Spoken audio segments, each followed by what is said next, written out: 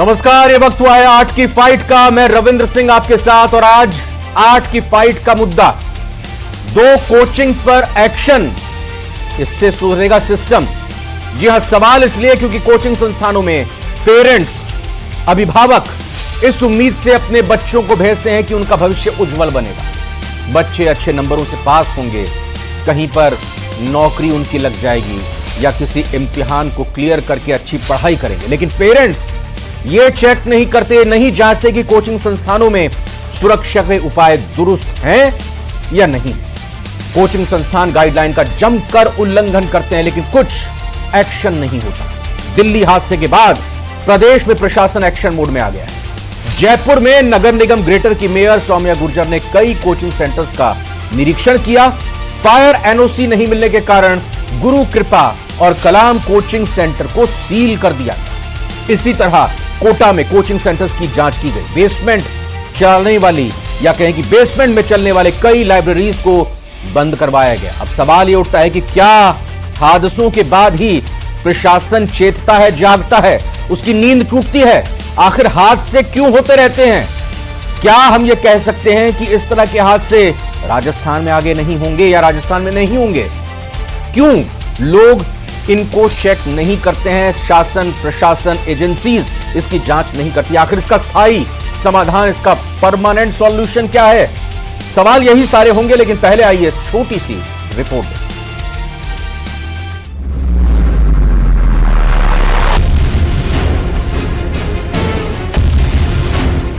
Delhi coaching हादसे के बाद एक्शन में प्रदेश में प्रशासन।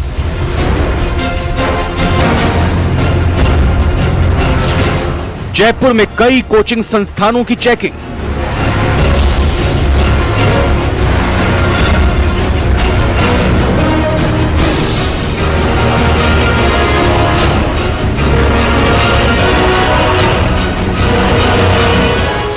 कलाम और गुरु कृपा कोचिंग सील, नियमों का मिला उल्लंघन।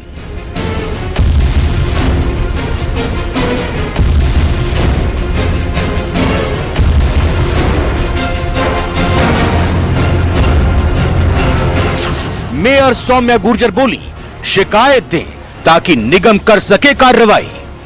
आप ऐसे कोचिंग, ऐसे लाइब्रेरी जो भी हो जिसमें सुरक्षा उपकरण नहीं है, आप उसकी शिकायत नगर निगम में अवश्य कीजिए। कोचिंग सेंटर्स की सुरक्षा व्यवस्था की जांच के लिए बनाई कमेटी।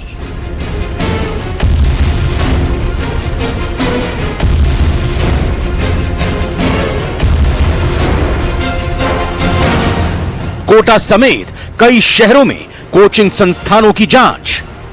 कौन सा एग्जिट गेट इनके पास बता दो। एक ही गेट, एक गेट से कितने बच्चे निकल पाएंगे? गुस्सा बिल्कुल है क्योंकि यहाँ पे कोचिंगों में कोई वो नहीं थी, कोई सुरक्षा का इंतजाम नहीं थे। इस चक्कर में कोचिंग सीज की गई है। तो कोचिंग पर एक्शन, सुधरेगा सिस्टम।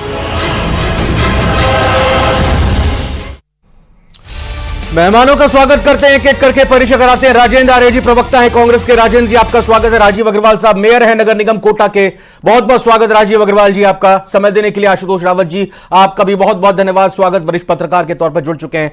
हिमांशु मित्तल हमारे संवाददाता कोचिंग सिटी कोटा से, स्टूडेंट के साथ इस वक्त भयंकर गर्मी पड़ी हुई है, उमस भरी गर्मी है, लेकिन ग्राउंड पर तैनात हैं, मौजूद हैं लगातार। ये न्यूज 18 राजस्थान की मुहिम और ये पहल जब हमने रियलिटी चेक किया तब जाकर एक्शन दिखाई दिया। सवाल की शुरुआत राजीव अग्रवाल सर, सबसे पहले आपसे, दिल्ली में हुई घटना से कोचिंग सिटी कोटा ने, नगर निगम कोटा ने क्या सबक लिए हैं? कहां कमी आज की तारीख में आप कोचिंग इंस्टीट्यूट्स में देखते हैं और उनको दुरुस्त करने के लिए आप क्या करेंगे?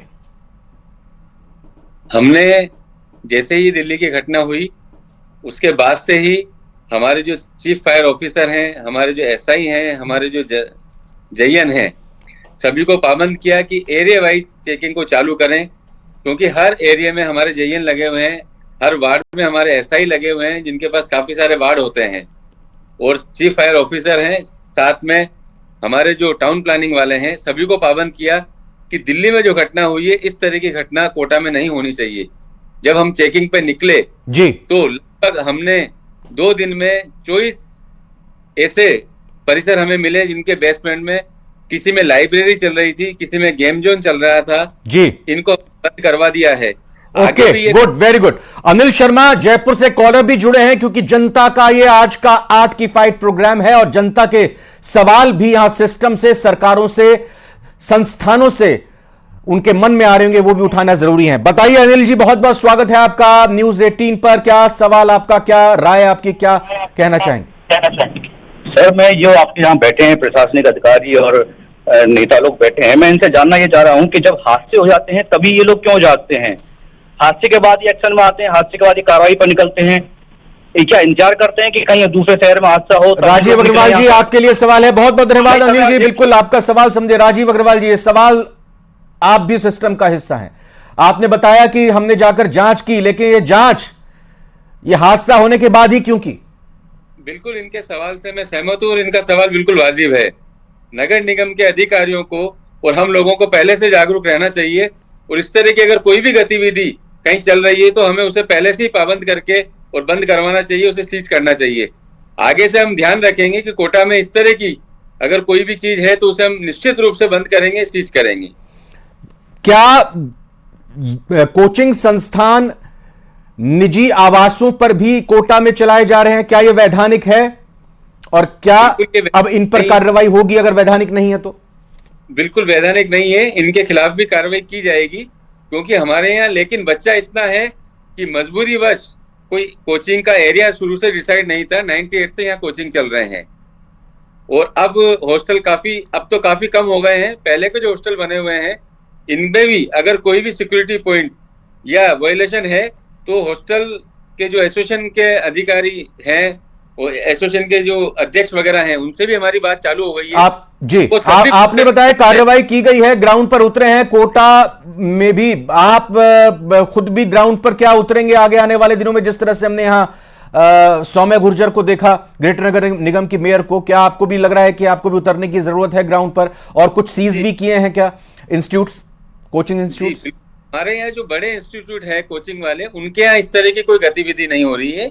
हमारे यहाँ जो छोटे हॉस्टल्स बने हुए हैं या किसी ने स्टोरी बना रखी है या नीचे कॉमर्शियल बना के बेसमेंट खोदा हुआ है, उसमें हमारे यहाँ इस तरह की गतिविधि हो रही है।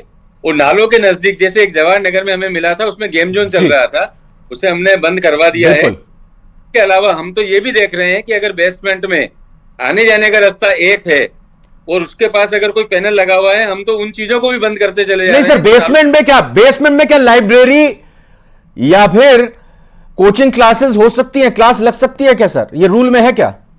कोचिंग क्लास तो नहीं लग सकती, ना लाइब्रेरी लग सकती है, लेकिन ये कह सकते हैं कि हर बिल्डिंग को चेक करना हर अधिकारी के लिए संभव नहीं है, क्योंकि हजारों की तादाद में बिल्डिंगें हैं जी। लेकिन फिर भी हमने अब चेकिंग का प्लान बनाया है, हम इसको बिल्कुल माइक्रो लेवल पर ये लेकर जाएंगे। और बिल्कुल अच्छा लगा आपकी बातों को सुनकर, जो आप कह रहे हैं हमें भरोसा है कि आप उस पर अमल करेंगे। हिमांशु मित्तल का सीधा रुख करते हैं। हिमांशु, कोटा से लेकर जयपुर तक जो कार्रवाई आज की गई ओल्ड राजेंद्र नगर दिल्ली की घटना के बाद, स्टूडेंट्स इन कार्रवाइयों को कैसे देखते हैं और क्या कुछ अभी इनके मन में सवाल हैं? देखिए रविंद्र, कोटा चूंकि कोचिंग हब है, लगातार ग्राउंड रिपोर्ट हम दिखा रहे हैं, लगातार रियलिटी चेक हम दिखा रहे हैं और आज जिस तरह से नगर निगम कोटा की तरफ से, डिस्ट्रिक्ट एडमिनिस्ट्रेशन की तरफ से कार्रवाई कोटा में चल रही है, तो अब तक करीब 1 दर्जन से ज्यादा जो लाइब्रेरी है उन्हें बंद करवाया गया है, क्योंकि नियमों का भारी जो वायलेशन है वो वहां हो रखा था। इसी के साथ में कई छोटे कोचिंग इंस्टीट्यूट जो कि नियम किसी भी नियम को फॉलो करते हुए नहीं आए, बेसमेंट में चलते हुए नजर आए। और बिल्कुल ये कार्रवाई यानी आप बता रहे छोटे बड़े इंस्टीट्यूट सब पर हुई है। योगेश शर्मा एक कॉलर जयपुर से हमारे साथ जुड़े हैं। योगेश जी बताइए, स्वागत आपका कार्यक्रम में। सर, मैं ये जो आपके यहाँ अधिकारी बैठे हैं इनसे ये पूछना चाहता हूँ, जयपुर में गोपालपुरा क्षेत्र है, उसमें रिहायशी जहाँ पब्लिक रहती है, रेजिडेंशियल इलाके हैं, वहाँ बेसमेंटों में इतनी लाइब्रेरी चल रही है, तो ये ओपन हो रही है, तो प्रशासन की नजर में क्यों नहीं आती? पुलिस तो गश्त करती है, लेकिन ये नहीं दिखता क्या कि भाई घरों में कॉमर्शियल एक्टिविटी कर रहे हैं, कुछ हादसा हो जाए या हादसा होने के बाद ये अधिकारियों को नजर में आता है कि अब हम भागें, ये करें, वो करें। बिल्कुल, बहुत वाजिब सवाल है और हमने भी पहले ये सवाल पूछा कि क्या रेजिडेंशियल एरियाज में कोचिंग संस्थान लाइब्रेरी संचालित हो सकती हैं। कोटा नगर निगम के मेयर ने मना किया। मनीष पारिक से यही सवाल होगा, लेकिन हिमांशु मित्तल के साथ स्टूडेंट्स हैं। जल्दी जल्दी से हिमांशु, स्टूडेंट्स के रिएक्शन लीजिए, कितने संतुष्ट वो दिखाई दे रहे हैं प्रशासन, सरकार, संस्थानों की इस कार्रवाई से, और आगे वो क्या चाह रहे हैं। रविंद्र, देखिए मुझे एक तस्वीर दिखाने का मौका दीजिए। कोटा कोचिंग हब, और कोचिंग हब ये पूरा की पूरा इलाका लैंडमार्क कहा जाता है, और यहाँ पर जो भी तादाद में आपको सड़क पर बच्चे जो नजर आएंगे, ये सभी कोचिंग स्टूडेंट हैं, आईआईटी और मेडिकल की तैयारी करने के लिए, अपने भविष्य को संवारने के लिए यहाँ पर आते हैं। लेकिन इन सब के बीच में जो खतरा दिल्ली ने देखा वो कहीं इनके साथ तो नहीं। बिल्कुल। मैं सीधे तौर पर आपसे कनेक्ट करूंगा कि दिल्ली में जिस तरह से घटना घटी, आप जहां पर कोचिंग पढ़ने के लिए जाते हैं, इस तरह का खतरा महसूस होता है? नहीं, ऐसा नहीं, पर अभी बारिश ज़्यादा होता है तो पूरा सड़क में पानी भर जाता है। हाँ, पूरा पानी भर जाता है और जल्दी जाता नहीं है। कोचिंग में किसी तरह का कोई खतरा महसूस होता है? कोचिंग में तो नहीं महसूस होता है, बट दिक्कत ये है ना, एक्चुअली इंडिया में बिल्डिंग्स पहले बनती है, नालियाँ बाद में बनती हैं, जिसकी वजह से प्रॉपर ड्रेनेज सिस्टम ही अगर बारिश में नहीं होगा तो ऑब्वियस सी बात है कि पानी फ्लडिंग हो गई। तो दैट आर द चेक्स जो गवर्नमेंट को देखना चाहिए और उस पर अच्छे से काम करना चाहिए। चलिए, आप और भी लोगों से बात करूंगा। कहाँ से हैं आप, और कोटा में पढ़ने के लिए आए हैं, इस तरह का कोई खतरा महसूस करते हैं? जी, हम बिहार से हैं, बिहार के चंपारण जिला से, लेकिन आज तक हम यहाँ कोटा में साल भर से हैं, बट हमें ऐसी कोई भी खतरा महसूस नहीं हुआ। हमें बढ़िया लाइब्रेरीज बेसमेंट में चलती हैं, आपने भी ऐसी कुछ लाइब्रेरी? नहीं, हमारे यहाँ सुविधा है, हॉस्टल में लाइब्रेरी की सुविधा दी गई है। हम लोग लाइब्रेरी, हॉस्टल भी बेसमेंट के अंदर किचन वगैरह चलता है आपके यहाँ भी? नहीं, हमारे यहाँ जी। चलिए, आप बताइए, कोटा से आप हैं, लेकिन इस तरह का खतरा कोटा के अंदर महसूस करते हैं कि लाइब्रेरी बेसमेंट में चल रही है, हॉस्टल्स के अंदर बेसमेंट के अंदर खाना बन रहा है?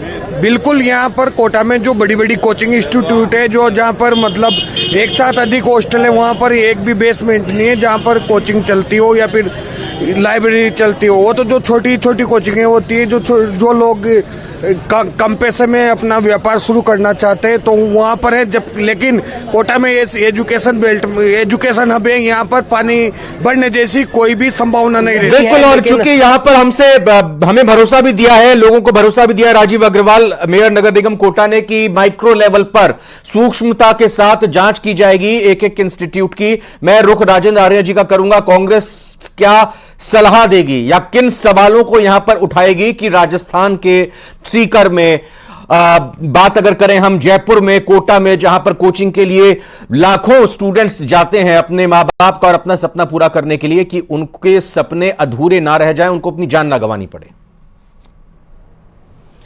देखिए रविंद्र जी, बहुत ही महत्वपूर्ण विषय है और इस पे राजनीति से ऊपर उठ के बात की जानी चाहिए। और जैसा कि आपको मैं बता दूं कि पिछली सरकार में माननीय मुख्यमंत्री जी अशोक गहलोत साहब के टाइम में coaching institute control and regulation bill 2023 हम लेके आए। उसके बाद में हमने तमाम गाइडलाइन बनाई, जिसके अंदर जिला स्तरीय कोचिंग कमेटियां जो कलेक्टर के अधीन रहती, उसके अंदर पुलिस प्रशासन और मतलब अभिभावक और डॉक्टर्स को, जो उनके मतलब मनोचिकित्सक होते हैं, उनको बच्चों की, क्योंकि आपको पता है कि हमारी काफ़ी सारी घटनाएं होती थी आत्महत्या की, उसको एड्रेस करने के लिए। लेकिन सबसे महत्वपूर्ण है बिल्डिंग को लेकर, जो बिल्डिंग भारत के अंदर नेशनल बिल्डिंग कोड है, ठीक है, उसके अनुसार तमाम हमारी गाइडलाइंस और नियम बने हुए हैं। लेकिन दुर्भाग्य से जो हमारे स्थानीय निकाय हैं या जो नगर निगम है, चाहे नगर निकाय हैं, चाहे नगर पालिकाएं हैं, चाहे नगर परिषदें हैं, आपने राष्ट्रीय राजधानी क्षेत्र का एक छोटा सा एग्जांपल देखा तो आप सोच सकते हैं कि अगर राष्ट्रीय राजधानी क्षेत्र, जहां से प्राइम मिनिस्टर आवास कुछ ही किलोमीटर की दूरी पे था, वहां पे अगर इतना बड़ा लैप्स है तो आप सोचिए कितनी बड़ी। लेकिन हाँ, बच्चों के भविष्य के साथ और उनकी सुरक्षा से कोई समझौता नहीं होना चाहिए। यहां पे सबसे बड़ी बात है कि गाइडलाइंस जो बनी हुई है, उन गाइडलाइन का अक्षरश पालन होना चाहिए। बिल्कुल सही बात कही। नीरज अग्रवाल जी भी एक कॉलर जुड़े हैं जयपुर से, उनका भी सवाल लेना जरूरी है। नीरज जी, स्वागत, बताइए क्या कहना चाह रहे हैं आप? सर, मेरा कहना है प्रताप नगर में कोचिंग हम बनाए, लेकिन अभी तक कोचिंग इंस्टीट्यूट शिफ्ट नहीं हुए वहां पर। फिर से कीजिएगा सवाल। प्रताप नगर में, जयपुर में कोचिंग हब बनाया गवर्नमेंट ने, लेकिन अभी तक कोचिंग इंस्टीट्यूट गोपालपुरा से वहां शिफ्ट नहीं हुए हैं।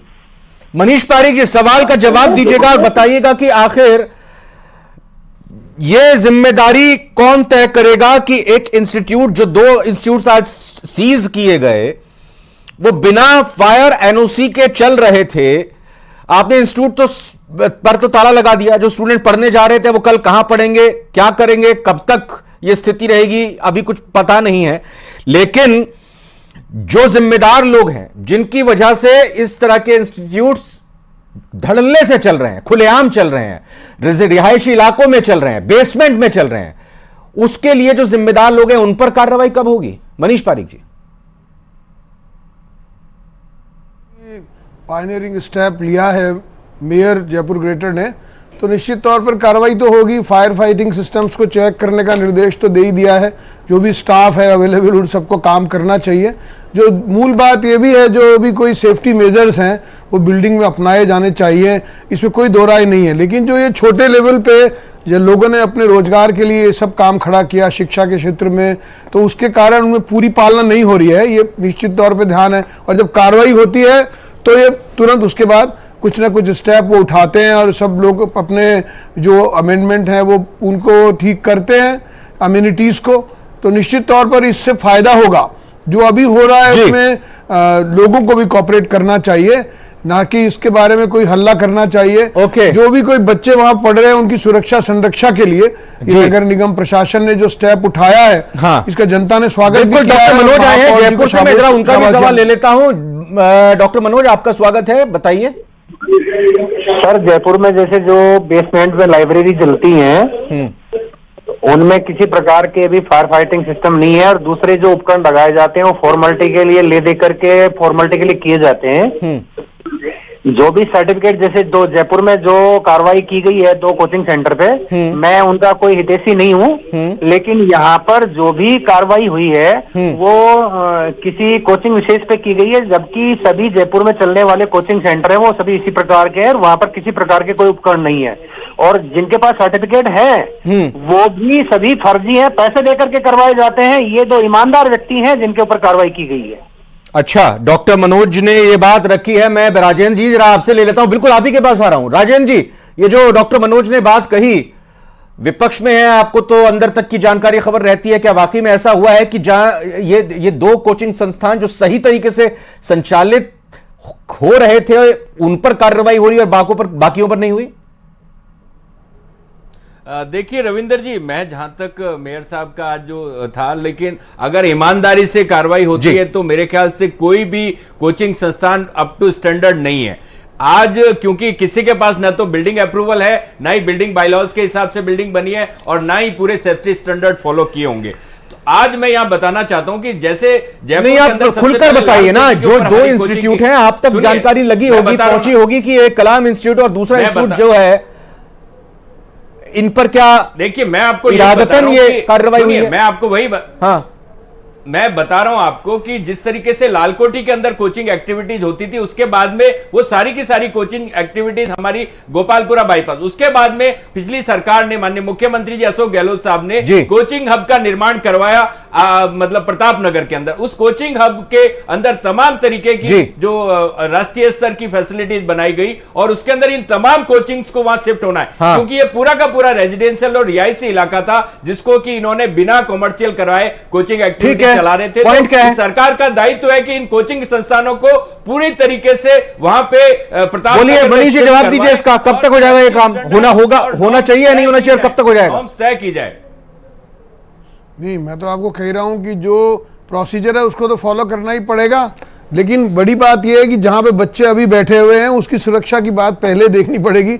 शिफ्टिंग होगी नहीं होगी, इनके कोचिंग वाले करेंगे नहीं करेंगे, ये तो बात अलग है। इसको इम्प्लीमेंट करना चाहिए, एग्जीक्यूट करना चाहिए, ये भी दायित्व है जिन बाशिंदों का, उन पे कहा निर्देश दिए हैं। लेकिन ये जो कॉलर कह रहे थे कि गुरु कृपा और कलाम पर जानबूझकर कार्रवाई की गई है, ये तो सुरक्षा मिलनी चाहिए ना। तो सबसे जरूरी चीज थी फायर फाइटिंग इम्यूनिटीज की, उसीलिए सबसे पहले निर्देश जारी हुए हैं कि जहां चल रहा है वहां पे कुछ हादसा हो जाएगा तो अब ये शिफ्ट होगा नहीं होगा, वो उन्होंने बात बिल्डिंग बायलॉज के अकॉर्डिंग काम कर रहा है प्रशासन, तो निश्चित तौर पर लोगों को भी फॉलो करना चाहिए। आशुतोष जी, सवाल आपसे यह है कि आखिर आज ऐसी क्या नौबत आ गई कि खुद मेयर को सड़क पर उतरकर गली गली जाकर ये जांचना पड़ा, देखना पड़ा और तमाम दस्तावेज जांचने पड़े और देखने पड़े? इससे पहले अगर अधिकारी कर्मचारी ये करते तो क्या ऐसी नौबत आती? देखिए बिल्कुल रविंद्र जी, हमारे देश के साथ में सबसे बड़ी समस्या यही है कि यहाँ पर घटना होने के बाद में फिर शासन और प्रशासन एक्टिवेट होते हैं। दिल्ली में जिस तरह की घटना हुई, 3 मासूमों को अपनी जान गंवानी पड़ी, आज उसके बाद में जाकर के जयपुर के मेयर चेते हैं और तमाम राजस्थान के प्रशासनिक अधिकारी चेते हैं। यह तमाम बायलॉज का उल्लंघन क्यों हो रहा है, जबकि सरकार की तरफ से बिल्डिंग बायलॉज बहुत क्लियर है। किसी भी कोचिंग संस्थान या जिसमें 50 से ज्यादा विद्यार्थी पढ़ा रहे हैं उनके लिए तमाम नियम कायदे और अरे आज वो जब गई मेयर 700 स्टूडेंट्स पढ़ रहे थे सर, ठूसे हुए थे पूरी तरह से। तस्वीरें भी अभी हम यहां पर चला रहे हैं लगातार। 700 स्टूडेंट्स।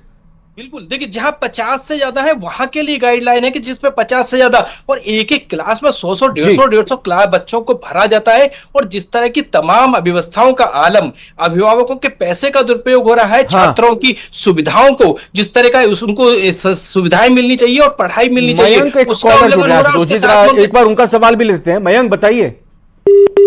जी सर, मेरा सवाल है कि अगर पानी भर जाता है बेसमेंट में तो आपके पास पहला क्या उपाय होगा कि उसको निकाला जाएगा? क्योंकि आज के टाइम पे कोचिंग में अगर ऐसी कोई भी प्रॉब्लम आती है तो प्रॉब्लम आने के बाद हम सॉल्यूशन सोचते हैं, उससे पहले सोचते नहीं है। हाँ बिल्कुल, मैं जवाब लूंगा इसका, लेकिन जल्दी से आशुतोष जी अपना आप प्लीज आंसर कंप्लीट कीजिएगा सर।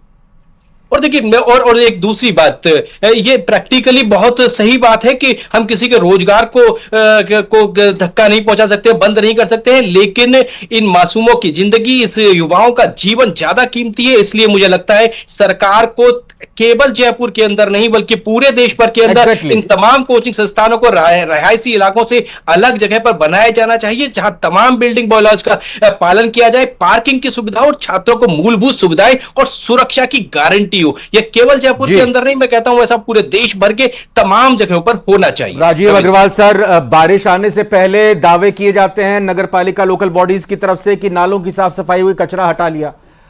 अब यह पहले सुनिश्चित किया जाना है, अगर पानी फिर भी आ जाता है तो फिर क्या उसके लिए पंप्स हैं वापस पानी निकालने के लिए? जैसा वहां पर एक कॉलर ने भी यह सवाल किया है। बिल्कुल, हमारे यहाँ कोटा दक्षिण में मैं समझता हूं कि ऐसा कोई नाला नहीं है जहां हमें पंपिंग करके पानी को निकाला जाना पड़े। आपको कोटा के बारे में पता है, नालों की हमारे यहाँ पूर्णतः सफाई चल रही है। एक अनंतपुरा जो तालाब बस्ती है, जो तालाब में बसी हुई है, उसका कोई सोल्यूशन नहीं है।